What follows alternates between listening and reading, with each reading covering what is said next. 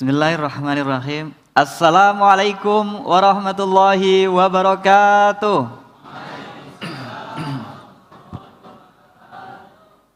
Bismillah, alhamdulillah, wassalatu wassalamu ala rasulillah Sayyidina wa maulana Muhammad ibni Abdullah wa ala alihi wa sahbihi wa mawalah amma ba'du. Hadirin pemirsa Al-Bahjah TV, pendengar Radio Network dimanapun Anda berada, apa kabar hari ini? Alhamdulillah, Masya Allah, kita masuk pada pertengahan kedua dari bulan Ramadan. Masya Allah, semoga Allah memberikan kepada kita semua kekuatan, keimanan, dan memberikan kepada kita semua taufiknya, sehingga kita bisa melaksanakan ibadah-ibadah di bulan puasa. Amin, ya Rabbal Alamin. Senang rasanya saya Muhammad Syekhu bisa berjumpa kembali bersama hadirin pemirsa Al-Bahjah TV dan juga mendengar radio dimanapun Anda berada dalam program spesial Halaqah Fajar.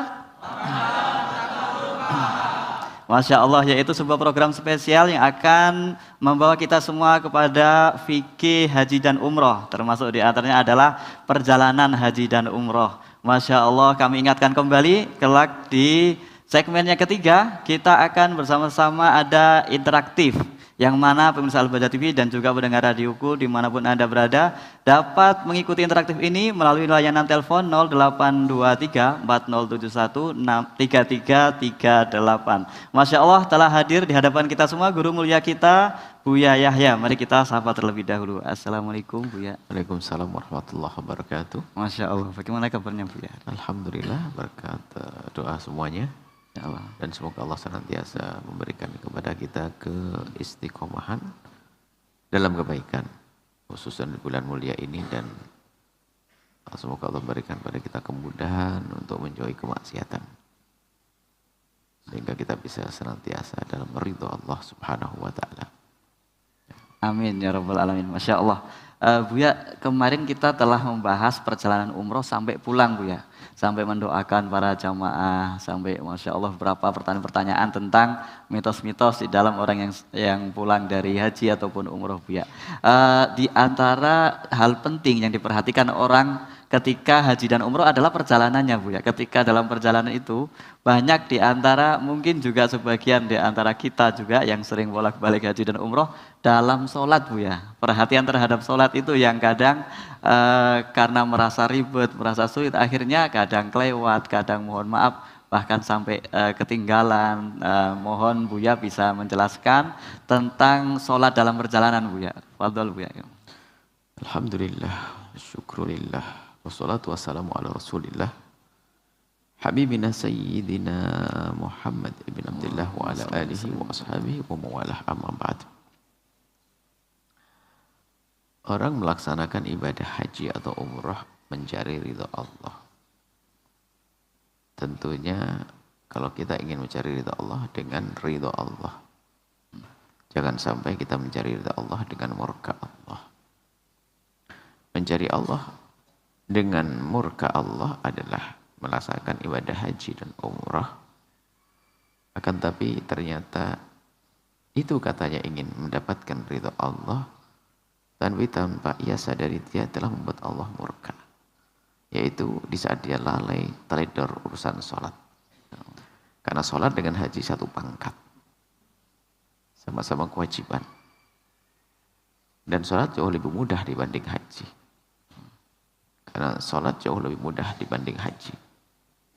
Akan tapi ini bukan terjadi kepada orang haji dan umrah. Kalau kita perlebar permasalahan adalah banyak di antara kita kaum muslimin dan muslimat ini ingin melakukan kebaikan, tetapi dengan disertai dengan dosa. Seperti beberapa hari yang akan datang, arus mudik. Masya Allah. Mungkin kita sambungkan sekali. Arus mudik kan niatnya untuk baik, ketemu sanak, kerabat, saudara, hadir tolan. Akan tapi kadang di dalam perjalanannya dia melanggar Allah dengan tidak melakukan sholat. Belum lagi kalau kita melihat bukan saja nunggu arus mudik hari ini, berapa banyak saudara-saudari kita yang di Jakarta di tengah kemacetan. Berapa banyak di antara mereka yang meninggalkan sholat. Akan tetapi husnudon kami mereka semua adalah orang beriman. Sehingga tandanya mereka umroh haji beriman. Pulang ke rumah ingin silaturahmi adalah orang beriman. Yang di Jakarta pun juga mereka itu yang kena macet adalah orang cari nafkah untuk sanak kerabat, untuk saudaranya. Orang beriman. Maka dalam husnudon kami, jika ada orang yang tidak sholat itu bukan karena dia ingin menantang Allah. Mereka takut neraka kok. Akan tapi karena ketidakmengertian mereka tentang kemudahan sholat. Maka di dalam buku kecil ini lanjutan sebetulnya yang lanjutan amalan haji, yaitu kita sertakan kitab sholat di saat bepergian atau di saat macet di tengah jalan. Harapan kami, ini semua orang yang biasa bepergian harus membaca buku ini dong. Supaya perjalanannya diridhoi oleh Allah tanpa dosa. Baik, kami hadirkan di sini muqaddimahnya, mungkin kami baca. Yang sudah punya bukunya yang sudah tersebar, bukunya adalah fikih praktis bepergian, solusi sholat di perjalanan dan saat macet. Di sini kami hadirkan satu kalimat, kata pengantar, alhamdulillah segala puji bagi Allah, salawat dan salam semoga tetap terlimpah kepada baginda Nabi Muhammad SAW serta keluarga dan sahabatnya. Ini risalah kecil membahas tentang bagaimana melaksanakan sholat di saat bepergian atau di saat jalan macet. Karena sesungguhnya beribadah adalah sangat mudah dan tidak ada yang merepotkan. Sengaja kami hadirkan risalah ini adalah untuk menjelaskan kemudahan dalam melaksanakan ibadah sholat. Sehingga setelah ini tidak ada lagi orang yang merasa berat dalam melaksanakan sholat. Sungguh husnudon kami di saat melihat ada orang yang tidak melaksanakan sholat di perjalanan. Itu adalah karena ketidakmengertian mereka tentang cara sholat yang mudah. Dan bukan karena menentang Allah atau mencari murkanya. Semoga risalah kecil ini bermanfaat dan menjadi sebab kita terjauhkan dari murka Allah dan senantiasa mendapatkan rahmatnya. Baik, kemudian kami memasuki pembahasan. Pertama kami jelaskan di buku ini adalah tentang sholat, pentingnya sholat, tentang hukum-hukum sholat. Sholat adalah kewajiban, termasuk rukun Islam. Kewajiban bagi setiap kaum muslimin yang mukallaf. Kalau tidak mukallaf, tidak wajib. Mukallaf itu siapa sih mukallaf? Mukallaf itu dia yang berakal. Maka wajib sholat karena dia berakal. Maka kalau anda ingin tidak sholat dan tidak dosa, jadilah orang gila. Balik. Anak kecil tidak wajib sholat yang belum balik. Akan tapi bagi orang tua, ingat, tolong dibedakan antara tidak wajibnya sholat bagi anak kecil dan kewajiban orang tua menyuruh anak sholat. Anak selagi belum balik itu belum wajib sholat. Maknanya apa? Belum ada beban kewajiban. Seandainya tidak meninggalkan sholat tidak dosa di hadapan Allah, tapi kalau sholat dapat pahala. Maka biarpun anak yang belum balik itu biasanya adalah umur 9 tahun ke atas keluar darah haid bagi perempuan atau keluar mani. Atau seorang laki-laki keluar mani di usia 9 tahun ke atas. Jika tidak keluar mani atau tidak haid bagi wanita, tidak keluar mani bagi laki-laki, juga tidak keluar mani bagi perempuan, ditunggu sampai usia 15 tahun. Baik. Selagi belum balik berarti di bawah 9 tahun. Apakah kita biarkan begitu saja dia dengan tidak sholatannya? Maka ini harus pahami sisi ini. Jangan seperti sebagian orang mentang-mentang anak tidak wajib sholat lalu dibiarkan begitu saja. Memang anak itu tidak wajib sholat. Artinya dia tidak ada beban di hadapan Allah. Tapi wajib bagi orang tua untuk mengajari dia sholat. Wajib bagi orang tua untuk mengajari dia sholat. Diperintahkan oleh baginda Nabi, muru auladakum bisolati wa hum abna'us sam'in. Perintahkan anakmu untuk sholat waktu mereka menginjak umur 7 tahun. Umur 7 tahun disebut umur tamyiz, sindu tamyiz, di saat akalnya sudah ada 7 tahun dan dia bisa mandiri, maka Orang tua sudah wajib mengajarinya. Namanya mengajari ya kadang salah-salah. Kemudian para ulama mengiaskan ini, menyamakan dengan ini hukumnya semua kewajiban harus sudah kita latih di anak-anak kita. Termasuk puasa bulan Ramadan sudah kita latih kalau anak kita umur 7 tahun. Tapi yang namanya anak kecil, melatih ya melatih. Jangan dipaksa dia harus menyelesaikan puasa sampai maghrib. Jika dia tidak mampu, bukanya jam 12 siang. Tapi perlahan demi perlahan sampai dia mampu. Nah, di saat mereka umur 10 tahun kok masih tidak sholat, dipukul mereka. Cuman pukulannya bukan pukul bokem begini. Pukul peringatan bahwasanya ini sebuah kesalahan. Kalau belum balik di usia 10 tahun, kalau 10 tahun sudah balik, sudah wajib. Baik, ini adalah balik. Kemudian kita bicara tentang orang mukallaf adalah sehat pendengaran atau penglihatan. Jadi orang yang nggak bisa melihat, nggak bisa dengar, nggak wajib apa-apa dia. Orang tidak melihat, tidak mendengar, maka dia tidak wajib sholat. Dan ya, tidak wajib mendengar, tidak bisa mendengar dan tidak bisa tidak bisa mendengar, tidak bisa melihat. Maka tidak wajib sholat. Kenapa? Gimana dia belajar sholat? Melihat tidak, mendengar tidak. Seperti orang gila nggak bisa paham. Coba, kalau orang tidak bisa mendengar tapi bisa melihat, dia masih bisa paham isyarat. Atau bisa melihat, tidak bisa melihat tapi bisa mendengar, dia paham. Bahkan orang semacam ini kadang jauh lebih cerdas, lebih peka. Kemudian yang wajib sholat juga diantaranya orang sudah mendengar dakwah Islam. Lah orang tidak pernah ngerti dakwah Islam, hidup di negeri kafir sana atau hidup di hutan belantara, di tengah-tengah penyembah berhala dan sebagainya. Dia nggak ngerti tentang Islam. Bagaimana mungkin dia sholat? Maka orang-orang semacam itu tidak dosa dia, biarpun dia nyembah berhala. Kenapa? Karena memang belum kenal Islam, Islam belum datang kepada mereka. Nah setelah orang itu adalah dia berakal, kemudian dia usia balik, selamat pendengaran atau penglihatannya, kemudian dia juga telah sampai kepadanya dakwah Islam, maka wajib menerima Islam. Seperti kalau ada orang non-muslim di tengah-tengah Indonesia sini, di Jawa begini, dia adalah bukan anak kecil, sudah berakal, sudah dewasa balik, dia berakal, kupingnya bisa dengar, telinganya bisa dengar, petuah. Kemudian dia setelah datang kepadanya berita Islam, maka kalau tidak masuk Islam, mereka ini adalah dianggap sebagai seorang yang kafir, yang kelak bahaya di akhirat, akan selamanya di neraka, kan begitu. Kemudian orang yang sudah memenuhi syarat tersebut, coba Anda langsung saja kepada diri Anda, umur berapa Anda? Anak kecil atau dewasa sudah balik kan? Oke. Anda gila atau sehat? Jawabannya sehat. Sehat. Bisa ngelihat atau bisa dengar? Nah, bisa ya. Bisa ngelihat, bisa. Kemudian pernah dengar tentang Islam dan sebagainya. Maka Anda wajib melakukan sholat. Kecuali ini ada sebab lain yang menjadi tidak wajib sholat karena sesuatu yang lain. Perempuan yang haid, nifas dan seterusnya. Nah, maka jika Anda sudah menjadi wajib sholat, maka kalau tidak sholat hukumnya dosa gede. Ini kami tuliskan. Jika ada seorang mukallaf, jika orang memenuhi syarat tersebut, yang tidak bisa melaksanakan sholat, maka hukumnya yang tidak melaksanakan sholat, maka hukumnya haram dan berdosa. Bahkan ia dinilai telah melakukan dosa besar. Meninggalkan sholat dosa besar. Dalam hal ini para ulama berbeda pendapat tentang hukum orang yang meninggalkan sholat. Na'udzubillah. Kalau bicara tentang meninggalkan sholat di bulan Ramadan ini ada kesedihan juga, ada orang meninggalkan puasa. Meninggalkan sholat, Masya Allah. Orang kerja,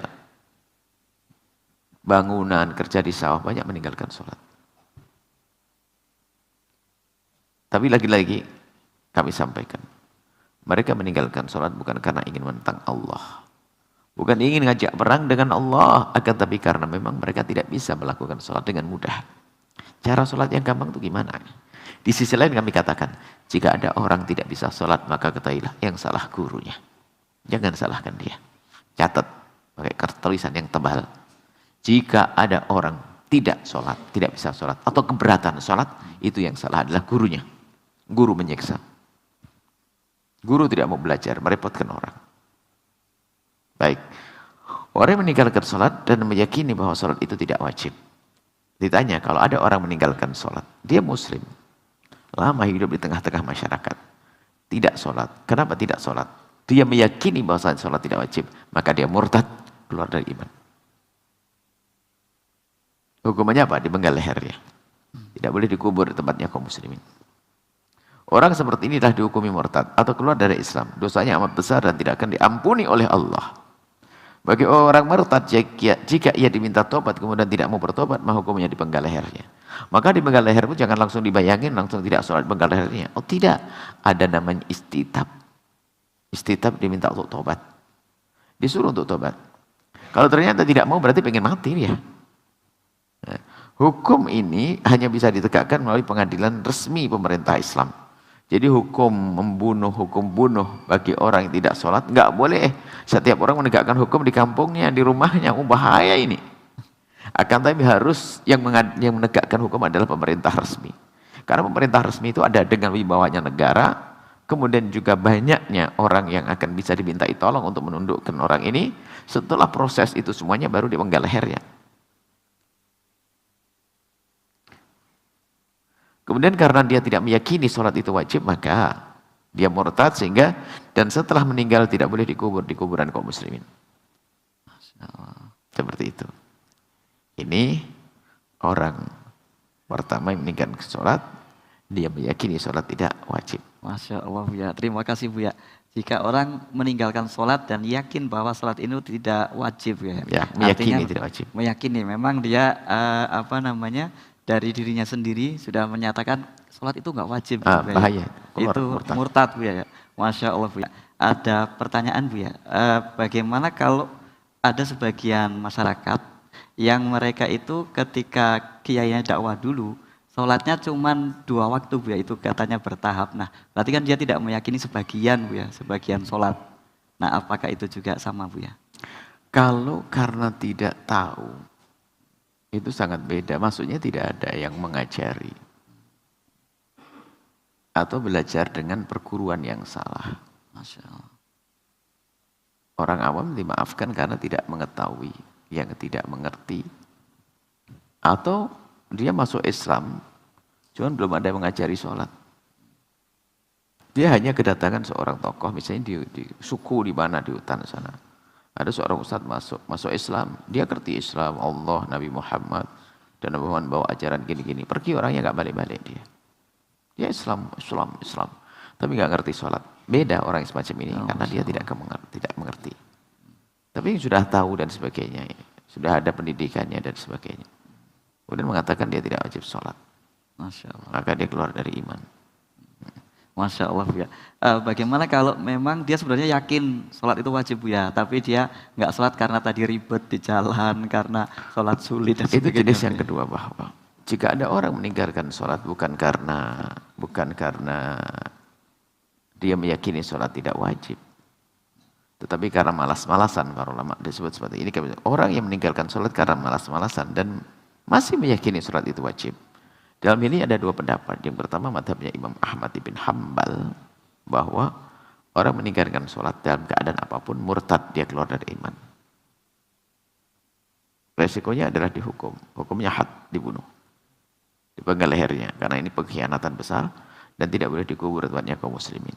Tapi menurut jumhur ulama, termasuk madhab kita Imam Syafi'i, jika ada orang meninggalkan sholat, hanya meninggalkan sholat karena malas-malasan, tapi meyakini sholat, ditanya sholat wajib, tapi kenapa tidak sholat? Malas, ribet, maka orang ini adalah melakukan dosa besar. Disuruh tobat, tetap dipenggal lehernya, hukumannya, penggal leher. Jangan dianggap ini serem, enggak, karena apa? Orang kalau sudah meninggalkan sholat itu banyak hal yang ditinggalkan, enggak berkumpul dengan yang lainnya, enggak jamaah, enggak ini, banyak hal. Kemudian cara memenggalnya bukan langsung dipanggil begitu, enggak, dititip, ditanya dulu, diingatkan, disadarkan, bahkan terakhir diangkat pedang di atas kepalanya. Sholat atau tidak kau? Nah, jadi kalau sudah enggak mau berarti kan nekat betul ya. Jadi jangan bayangi langsung main penggal, oh tidak. Ada prosedurnya. Baik. Nah, kalau masih meyakini sholat itu wajib cuma karena malas-malasan, dia adalah satu pelaku dosa besar tapi masih mukmin. Dan dia dipenggal, setelah dipenggal, disolati, dikafani, dimandikan, disolati, dikafani, dikuburkan di kuburannya kaum muslimin. Seperti itu. Baik, kemudian kami baca secara rinci. Dalam ini ada 2 pendapat dari para ulama. Madhab Ahmad bin Hanbal. Menurut madhab ini, orang yang meninggalkan sholat karena malas-malasan, biarpun masih meyakini kewajiban sholat, hukumnya adalah murtad atau keluar dari Islam. Dan jika disuruh tobat tetap tidak mau sholat, maka hukumannya dipenggal lehernya. Dan bila meninggal, ia tidak boleh dikubur kaum muslimin. Kuburan kaum muslimin tidak boleh. Yang kedua, menurut ulama mata Hanafi, Maliki, dan Syafi'i. Menurut mayoritas ulama, orang yang meninggalkan sholat karena malas-malasan, selagi masih meyakini kewajiban sholat itu, masih meyakini kewajiban sholat, ia masih dianggap seorang muslim, akan tapi dianggap telah melakukan dosa yang sangat besar. Dan di dunia dikenai hukuman berat dengan penggal leher setelah menolak saat disuruh bertobat. Bila meninggal, ia dikubur di kuburan kaum muslimin. Dari pendapat-pendapat tersebut di atas, sebagai orang yang meninggalkan sholat karena malas-malasan, baik menurut pendapat Imam Ahmad bin Hanbal atau mayoritas ulama, merupakan pelanggaran yang besar dan dosa besar. Karena itu jangan sampai ada di antara kita yang meninggalkan sholat, apapun alasannya. Apapun alasannya. Dan tidak ada orang yang tidak bisa sholat. Begitu mudah sholat. Jika Islam adalah agama yang mudah dan tidak merepotkan penganutnya, memang amat besar dosa orang yang meninggalkan sholat, akan tapi pelaksanaan sholat itu sendiri dimudahkan dengan semudah-mudahnya. Adapun dalam melaksanakan sholat urutannya sebagai berikut. Jika tidak bisa dilaksanakan dengan berdiri, maka boleh dilakukan dengan keadaan duduk. Tidak bisa berdiri, boleh duduk. Jika tidak bisa dengan duduk, maka boleh dilakukan dalam keadaan kondisi berbaring. Jika tidak bisa dengan berbaring, maka boleh dilakukan dengan kondisi terlentang. Jika ia tidak bisa melakukan dengan cara berbaring, maka cukuplah dengan isyarat. Ini terlentang berarti ya. Terlentang, maka cukup dengan isyarat, dengan pelupuk matanya, kemudian dengan hatinya. Nggak bisa ngapa-ngapain. Tetap bisa sholat. Cuman sholatnya mudah, tidak dengan meregakkan anggota tubuh, tapi cukup dengan gerakan dengan pelupuk matanya. Kalau dia melakukan sholat, dia berdiri, rukuk, sujud, dan seterusnya. Sampai terakhir menjalankan sholat di hatinya. Kalau sudah nggak bisa menjalankan sholat di hatinya, nggak disolatin. Nanti dia. Baik. Intinya, jangan sampai ada di antara kaum muslimin yang meninggalkan sholat. Sejatinya, tidak ada orang yang tidak bisa melaksanakan sholat. Karena sholat sangat mudah dan sesuai dengan kemampuan siapapun. Maka tidak ada satu orang pun yang boleh meninggalkan sholat dalam keadaan apapun, termasuk di saat bepergian. Sholat adalah sangat mudah. Jika ada yang tidak bisa sholat, maka yang salah adalah gurunya. Nah ini sholat ada, kita sebutkan salah gurunya. Maksud ya, sholat kadang-kadang kita harus memberikan contoh dengan sholat di tanah manapun suci, tidak usah pakai sejadah. Sehingga kadang kita menghindari dikasih sajadah sama orang. Khawatir dikira kalau sholat harus pakai sajadah. Kita sholat di jalan, di padang pasir, nggak usah pakai sajadah. Hanya biasanya kita minta selembar tisu itu karena apa? Takut debunya ke hidung, tidak kuat. Selembar tisu karena takut kita ngisep debu karena sangat kotor, atau daun. Tidak pakai itu nggak ada masalah. Karena biasanya kalau sholat kita minta sedikit tisu hanya untuk pas agar hidung itu tidak ngisep. Kita sholat di pantai, nggak usah pakai sajadah di mana saja. Bahkan kadang kita harus beri contoh sholat di tempat yang mubah. Mubah itu adalah tanah umum dan tidak membahayakan. Ada sebagian di jalan tol itu ada tempat untuk singgah, untuk menaiki mobil dan sebagainya. Itu kalau ada mobil ini bisa benah, tapi atau dalam keadaan darurat itu menjelang subuh kita bisa wudhu dengan segelas air. Segelas air, bukan satu timba air, segelas air bisa cukup wudhu. Kemudian kita cari arah kiblat, sholat di mana? Di pinggir jalan raya yang aman tadi, di jalan tol. Bukan di tanahnya orang. Kalau tanahnya orang harus minta izin dong. Menjelang subuh. Dan itu berapa kali kejadian kita semacam itu. Kita cari tempat yang sekiranya bisa dilihat oleh orang untuk bisa memberitahu bahwasanya sholat bisa dilakukan di mana saja dan kapan saja. Tentunya catakannya adalah tempat itu adalah mubah, halal, milik negara, itu boleh kita pakai untuk sholat. Nah, dan tidak mengganggu lalu lintas. Jangan sholat di tengah jalan tol, Anda bunuh diri itu namanya. Ya. Kemudian ada pun bumi Allah semuanya suci. Najis sangat terbatas. Nggak ada orang kencing di pinggir jalan, nggak ada orang buang air besar di pinggir jalan, nggak ada. Jadi jangan khawatir, tempat itu rata-rata suci. Bumi Allah aslinya suci semuanya. Seperti itu. Termasuk di sawah Bu ya? Sawah suci, biarpun lumpur belepotan di jidatnya. Wah ini malaikat bangga ini orang ini masih nekat pengen masuk surga ini. Nah, gitulah. Jadi jangan sampai lumpur, di atas lumpur sholat sah. Tidak harus pakai sajadah. Karena tanah sendiri bukan sekedar dia suci, bisa untuk tayamum kalau kering. Masya Allah. Ya. Jadi jangan sampai ada meninggalkan sholat. Nah, ini permasalahannya, termasuk nanti di perjalanan umroh, itu sangat mudah. Tidak bisa pakai air, boleh tayamum. Dan nanti ada bimbingannya, insya Allah di sini akan kami hadirkan, insya Allah. Ini tentang jangan sampai ada orang yang meninggalkan sholat, bahaya sekali. Dan kalau kita amati betul karena memang tidak mengerti. Bahkan mungkin sebagai contoh ya, dalam bepergian ini, suatu ketika ada, ini golongan santri, sholat subuh. Rupanya di saat dia saat sholat subuh, katanya nanti aja kalau sudah masuk pondok, dikotakan pondok. Suatu kita ikut rombongan, kita tidak sengaja barengan dengan beberapa santri. Kita lagi sholat. Bukan santri gini, bukan santri sini. Kita kebetulan di sebuah kereta barengan sama santri lagi liburan begitu. Bukan liburan, pulang dari liburan. Kita barengan, ada yang ngomong, sholatnya nanti aja dikotakan pondok. Jadi kalau sudah sampai pondok. Lah, sementara subuh sudah mau habis, berarti kan pasti tidak sholat subuh. Hanya gara-gara apa? Keretanya itu ngadep ke arah timur. Masya Allah. Ini kan di kereta kisahnya itu. Di kereta tidak. Sementara kita tetap melakukan sholat. Bahkan bis. Pernah juga bis. Makanya saya bangga suatu ketika itu ada seorang supir bis. Dia seneng rambutnya itu bersih, botak begitu. Lupa namanya siapa. Oh ini heboh banget. Saya pengen supir-supir kayak begitu. Orangnya riang betul sepanjang perjalanan. Dari dulu sering kita naik bis. Kalau sudah waktu sholat teriak, langsung bangun di sholat. Sementara ada sebagian sopir, Masya Allah. Kalau diajak sholat itu mesti macam-macam. Cuman kita harus berkorban kadang demi menghentikan semuanya. Padahal biaya keretanya Pak, mau bisnya cuma 100.000 ya. Ternyata kita harus berbisik kepada kenek sama sopirnya, ya kasih 50.000 agar memberhentikan mobil. Subhanallah. Kadang-kadang tidak semua orang rindu untuk sholat. Saya bangga, atau namanya siapa lupa, seorang supir, semoga Allah menjaga keluarganya. Itu heboh dia. Heboh kalau sholat subuh, bangun, sholat. Dan biasanya kalau kita naik dari Cirebon itu, berhentinya di daerah dekat Lamongan sana di pinggir jalan. Subhanallah, memang tempat itu ramai orang sholat. Kalau tidak salah di sepanjang Pantura itu paling ramai sholat subuhnya. Dia cerita, ini paling ramai Bu ya, termasuk gerakan sholat subuh di daerah ini.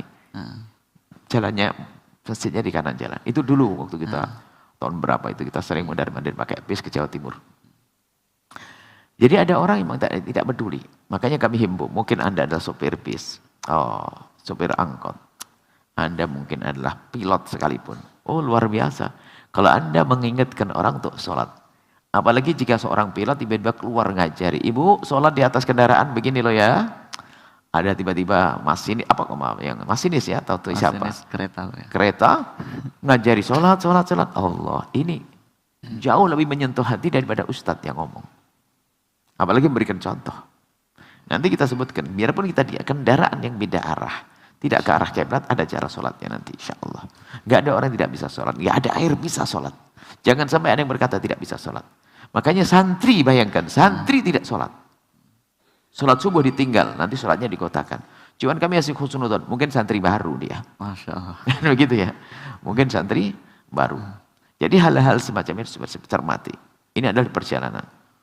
Sekarang berapa banyak orang yang umrah mungkin tidak sholat.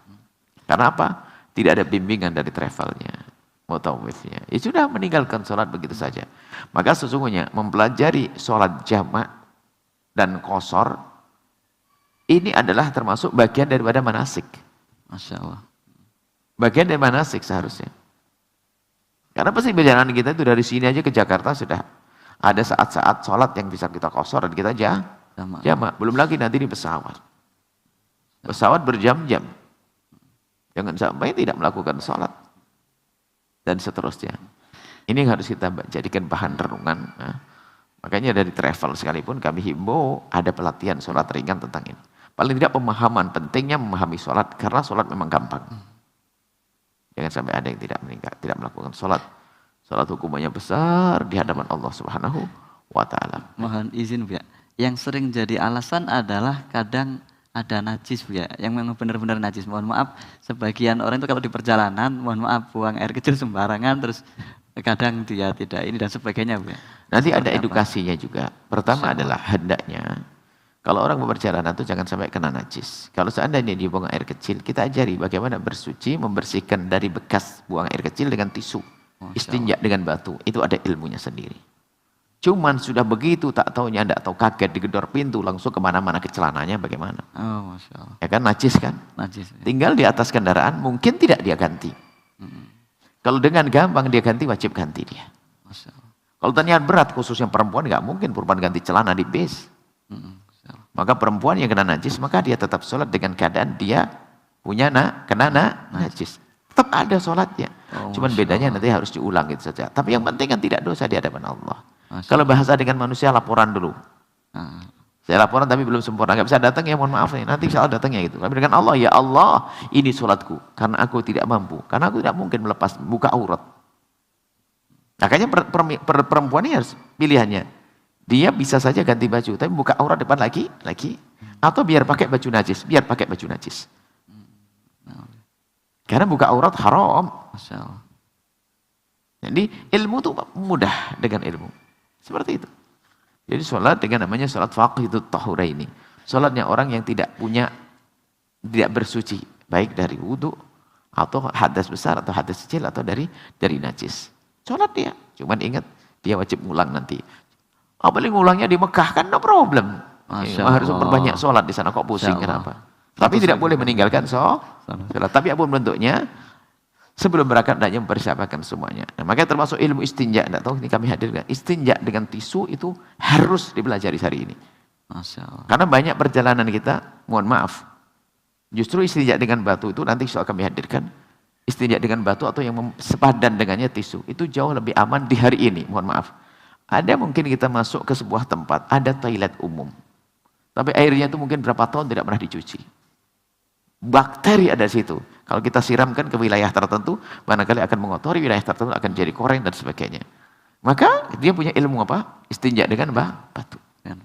Adapun wudhu, nanti kita bisa saja beri contoh wudhu hanya dengan segelas air. Mungkin kita hadirkan jika ada waktu. Segelas air. Segelas air cukup untuk wudhu. Nggak usah pakai satu timba. Kecuali orang sakit mental, was-was, namanya sakit mental.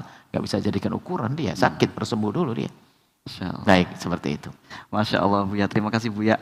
Jadi sholat itu sangat mudah sekali, Buya. Masya Allah. Insya Allah kami berikan kesempatan kepada para pemirsa Al-Bahjah TV dan juga pendengar Radioku Network bisa mengikuti interaktif ini melalui telepon 0823 4071 3338.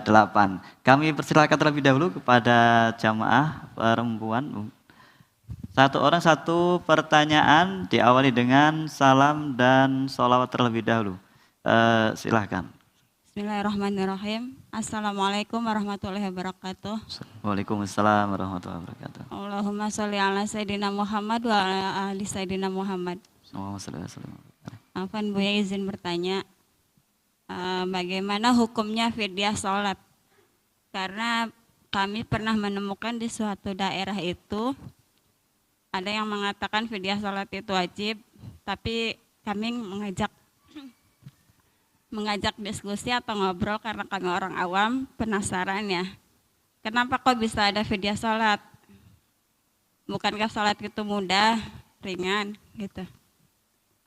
Terus katanya waktu sakit dia pernah meninggalkan sholat. Ya begitu, Bu ya. Mohon penjelasannya. Wassalamualaikum warahmatullahi wabarakatuh. Waalaikumsalam. Di saat seorang masih hidup, sama sekali tidak ada pendapat yang mengatakan adanya fidyah sholat. Selagi orang masih ada nyawa di kandung badannya, tidak ada fidyah sholat. Puasa ada fidyah, tapi sholat tidak ada fidyah. Kalau ada orang pernah meninggalkan sholat karena lupa, karena ada tidak tahu mengerti ketinggalan sholat, maka adanya qadha, tidak ada fidyah sholat. Di saat masih hidup, tidak ada fidyah sholat sama sekali. Tidak tahu itu pendapat di mana dan adanya perkumpulan di mana, atau mungkin Anda salah dengar. Tidak ada fidyah sholat kalau orang masih hidup. Tidak ada fidyah sholat kalau orang masih hidup. Nah, ada perbincangan tentang fidyah sholat bagi orang yang telah meninggal dunia, tapi dia punya utang sholat, belum kebayar, sementara dia punya kesempatan untuk mengqadha sholat. Jadi orang yang punya utang tadi, nggak sempat mengqadha, lalu mati, meninggal dunia. Bagaimana? Apakah dibayarkan fidyah atau dikodok oleh keluarganya atau bagaimana? Dalam hal ini ada 3 pendapat. Madhab kita Imam Syafi'i. Kita boleh pilih. Yang pertama adalah pendapat yang dikukuhkan. Adalah tidak ada fidyah, tidak ada kodok. Orang meninggal dunia, meninggalkan sholat, maka nggak difidyahi, nggak usah dikodok. Karena sholat gampang. Kenapa tidak melakukan sholat? Maka tidak boleh kodok, tidak usah fidyah. Ini pendapat yang pertama dikukuhkan. Lalu bagaimana kalau ada yang kurang? Diistighfarkan, dimohonkan ampun kepada Allah. Kemudian pendapat yang kedua, kalau orang sudah meninggal dunia, ini ya bukan orang hidup. Pendapat yang kedua adalah difidyahin. Difidyahin ini adalah disamakan, dikiaskan dengan pendapat yang dikukuhkan dalam puasa. Kalau orang meninggalkan puasa karena satu hal atau ada beberapa hal yang jadikan difidyahin. Utang puasa. Utang puasa difidyahin adalah pendapat yang dikukuhkan. Sholat, pendapat yang kedua adalah setiap hari sholat yang ditinggalkan oleh orang tersebut diganti, diambilkan dari harta warisnya berapa? 6,7 on atau 1 mud saja. Pendapat yang ketiga adalah mungkin dia fakir, gak punya duit, dibayar fidyah gak ada, dikodoi oleh ahli warisnya. Ini disamakan dengan pendapat kedua di dalam puasa. Man mata wa alaihi syamun falaysa anhu waliyu. Kalau ada orang punya utang puasa, digantikan oleh walinya. Maka disamakan dengan ini orang yang meninggalkan sholat. Orang meninggalkan sholat, maka dikodok oleh walinya. Maka kalau kita masuk kampung, ya dilihat kebiasaannya gimana sih. Wah, dikodok sudah pendapat yang ketiga. Atau fidyah. Atau dia apa-apain, itu pendapat yang paling unggul. Jadi, kalau orang hidup tidak ada fidyah. Orang meninggal ada pendapat yang semacam ini. Jadi tolong ini ada ilmunya, jangan main fidyah saja ini. Fidyah itu ngambil haknya orang, hartanya orang. Baik, hartanya ahli waris ya bisa dipakai nanti. Mohon izin Bu ya, tadi apa 1 hari 1 mud, apa 1 sholat 1 mud ya? 1 sholat 1 mud. Kalau sholat 1 sholat 1 mud, kalau puasa 1 hari 1 mud. Masya Allah, terima kasih Bu ya. Terima kasih Bu ya atas jawabannya. Ada penelpon dari interaktif Bu ya. Assalamualaikum. Waalaikumsalam. Masya Allah, mari berselawat Ibu.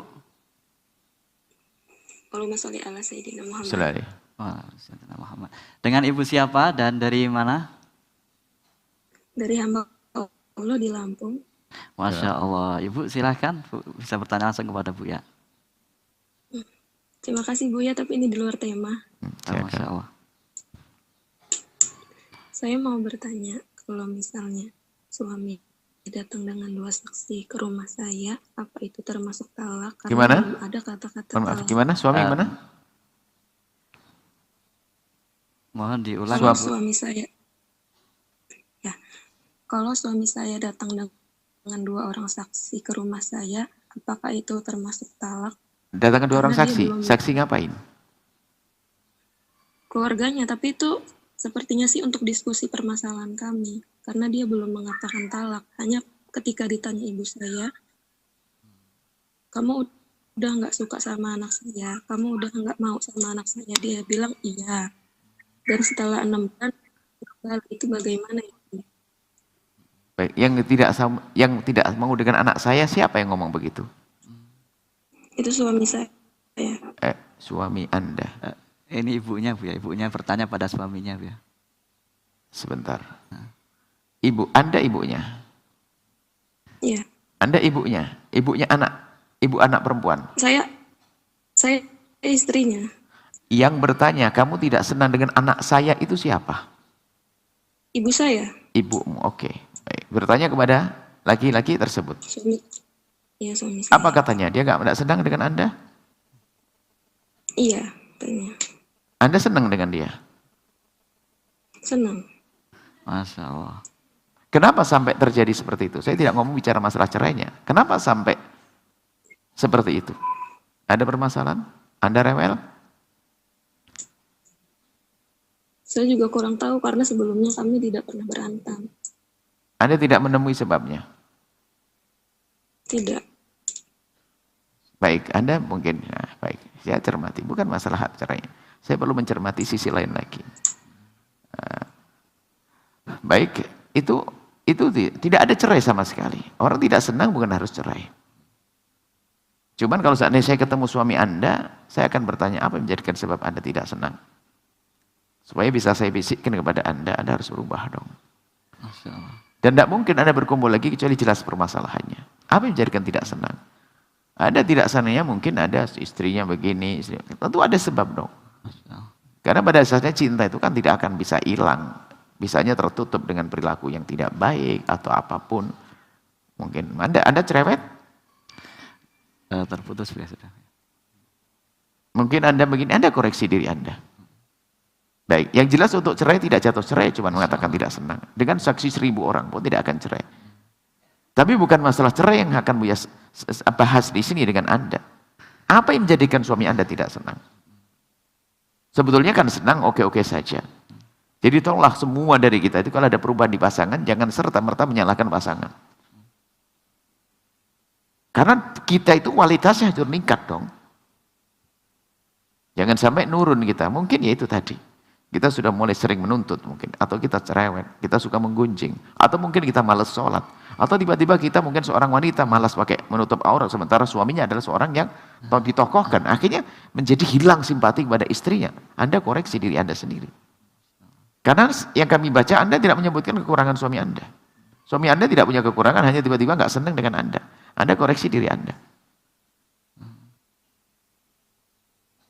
Kalau sampai seorang laki-laki mengatakan, aku tidak senang itu sudah. Sebab paling tidak seorang laki-laki itu masih bisa menutupi lah, diam saja. Tapi kalau sudah berani mengatakan tidak senang, barangkali ada sesuatu yang tidak bikin senang di hati Anda. Anda bikin kesel barangkali, atau bagaimana. Baik, sisi lain. Kemudian, laki-laki hebat, ya. Kalaupun sudah tidak akan mencintai, dia tidak akan mengungkapkan kalimat tidak cinta. Karena itu menyakitkan.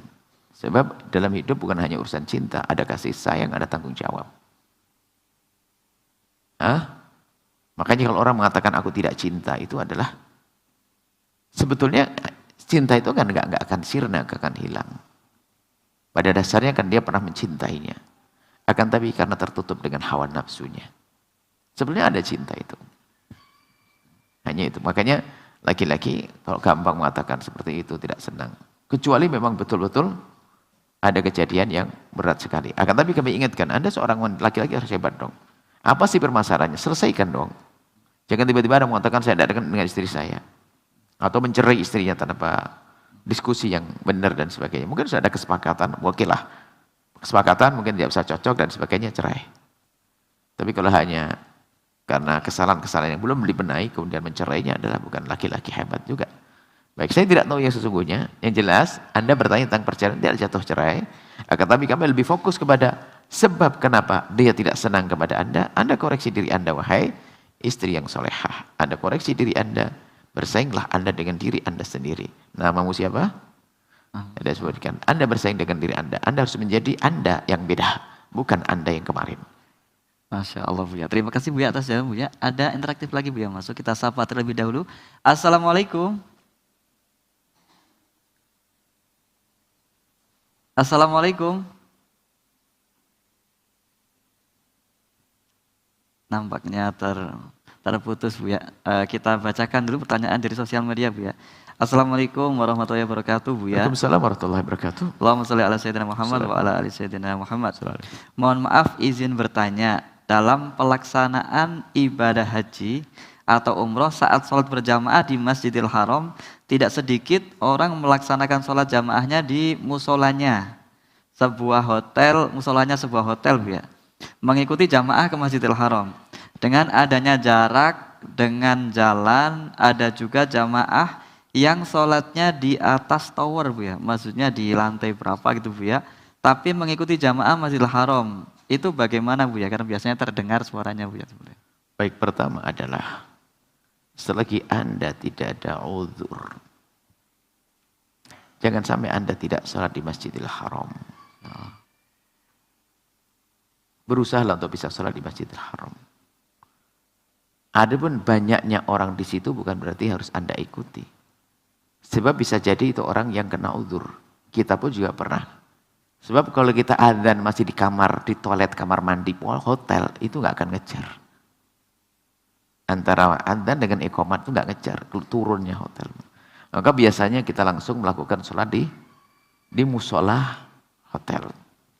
Nah mungkin itu. Jadi pertama adalah berusahalah. Jangan sampai setiap hari hanya sholat di hotelnya. Apalagi karena hotelnya hotel mahal yang dekat mana itu kelihatan Ka'bah.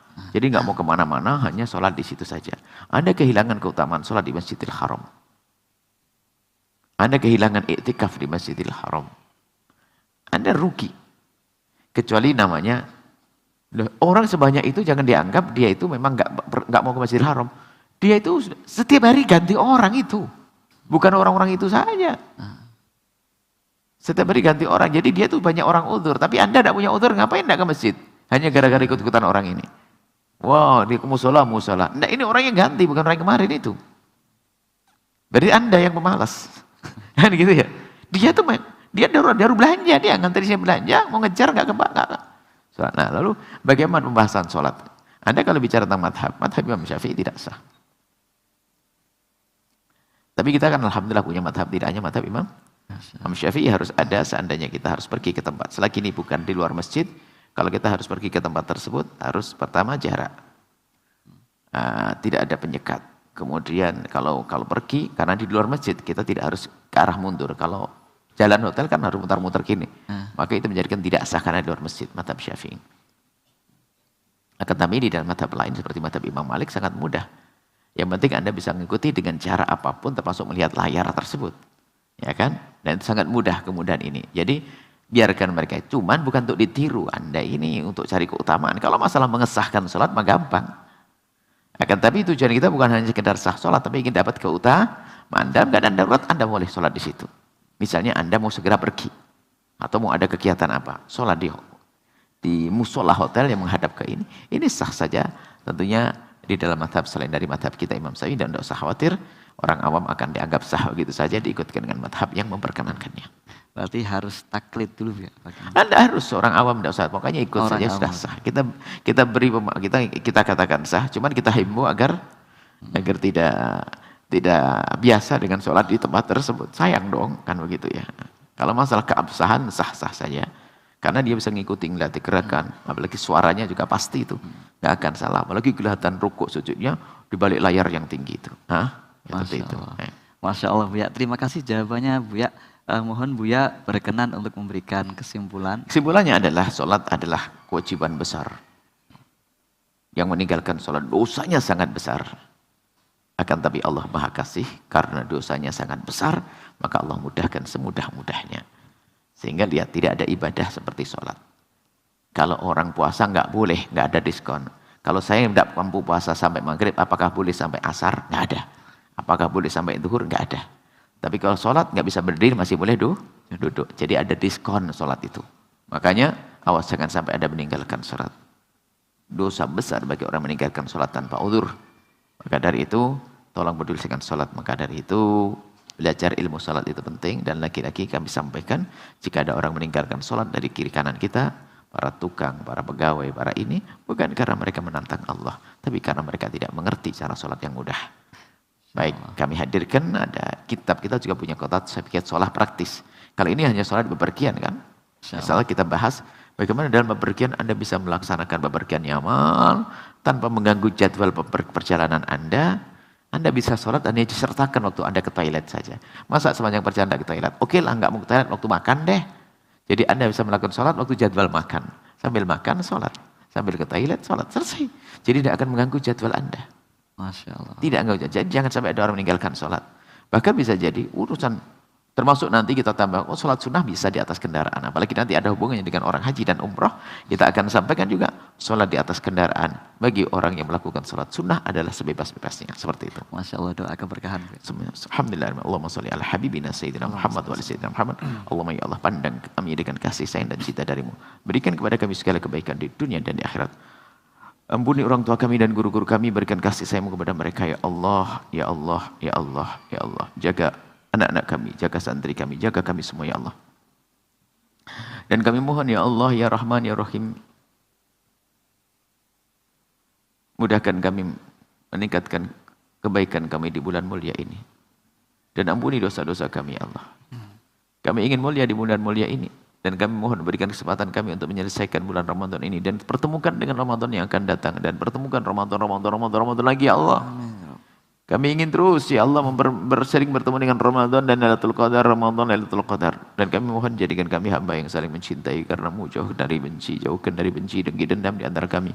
Dan kami mohon ya Allah wujudkan keindahan dalam rumah tangga kami, suami istri yang saling mencintai karenamu, dengan anak yang soleh solehah yang dibanggakan oleh kekasihmu Nabi Muhammad. Panjangkan umur kami dalam ketaatan serta sehat walafiat. Berikan kepada kami semua husnul khatimah, mati dalam keadaan iman, dan kami mohon ya Allah jadikanlah ucapan kami di akhir hayat kami kelak. Saat Engkau hendak mencabut nyawa kami ingin saat itu ya Allah hati dan lidah kami mampu mengucapkan kalimat agung dan mulia, la ilaha illallah Muhammadur Rasulullah, la ilaha illallah Muhammadur Rasulullah, la ilaha illallah Muhammadur Rasulullah sallallahu alaihi wasallam. Rabbana atina fid dunya hasanah wa fil akhirati hasanah wa qina adzabannar. Wa sallallahu alaihi sayyidina Muhammadin wa ala alihi wasallam. Alhamdulillahi rabbil alamin. Al-Fatihah. A'udzu billahi minasyaitonir rajim. Bismillahirrahmanirrahim.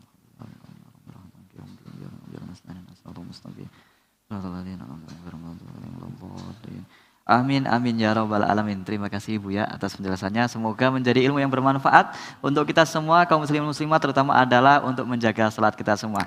Baik, terima kasih hadirin pemirsa Al-Bahjah TV dan juga para pendengar radio dimanapun Anda berada. Alhamdulillah kita selesai mengikuti halaqah fajar hari ini. Tetap bersama kami insya Allah di jam yang sama di esok hari insya Allah. Dan saya Muhammad Syekhu undur diri. Mohon maaf atas segala kekurangan dan mohon doa selalu. Kita akhiri majelis kita dengan doa kafaratul majelis. Bismillahirrahmanirrahim. Subhanakallahumma wa bihamdika asyhadu an la ilaha illa anta astaghfiruka wa atubu ilaik. Wal afu minkum. Wassalamualaikum warahmatullahi wabarakatuh. Waalaikumsalam.